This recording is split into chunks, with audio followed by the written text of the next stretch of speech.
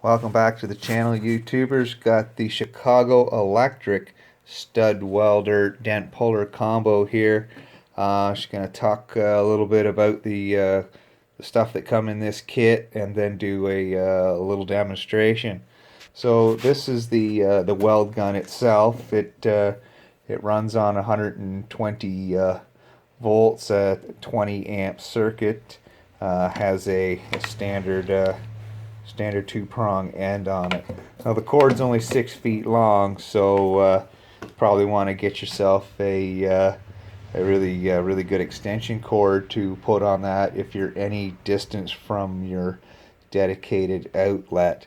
Now it has a really nice pistol grip handle here on the bottom, and a D handle on the back here, where the trigger is located.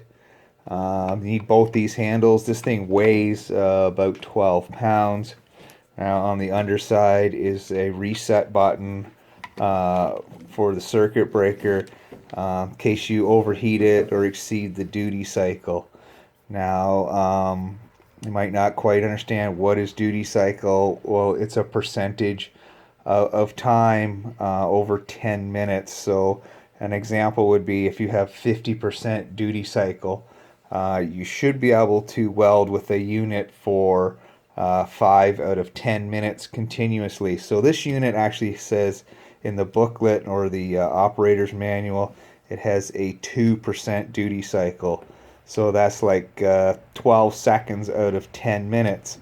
But there is a little bit of a discrepancy, because it says on the front on the label here, duty cycle, says it's one stud every 8 minutes. So yeah, I'm gonna have to test that out and see how many studs I can put on a piece of metal before it quits. I'll probably do that in another video.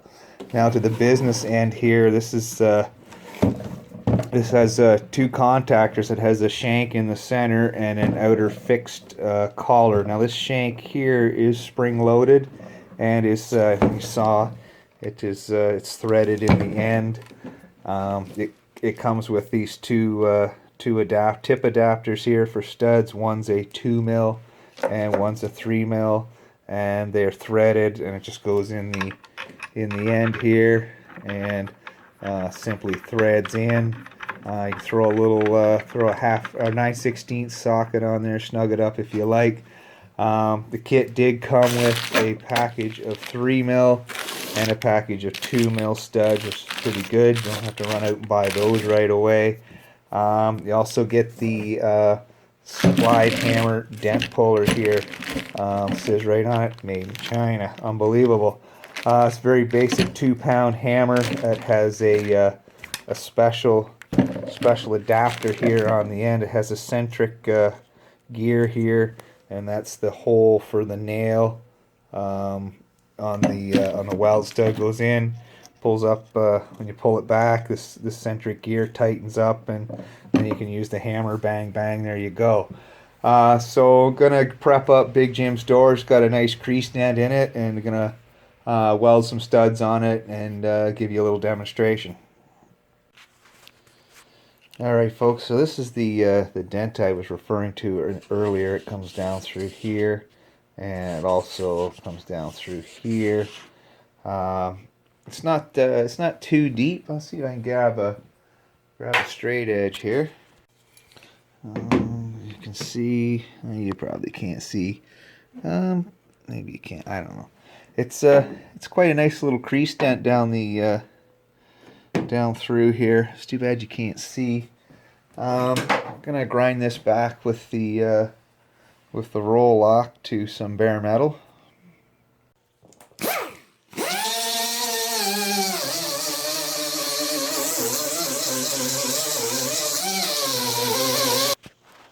Okay, I got the area all ground back here with the roll lock down to bare metal. Should be able to get some really good contact here. Okay, the weld stud just goes in the hole like that, and then just push it up against the panel like so, with the weld stud on the dented portion that you're going to work on, and you shove it ahead till the collar comes up against the material, and press the trigger, and it welds on the stud.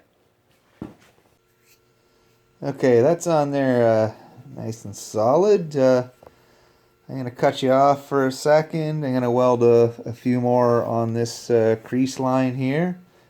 Alright, I'm going to start from the outside and work my way to the inside. This is how this puller works. I mentioned before, it has a centric gear on it, so the actual hole in the gear is off center. Just slips over the nail like so, and then it locks just like that up against it.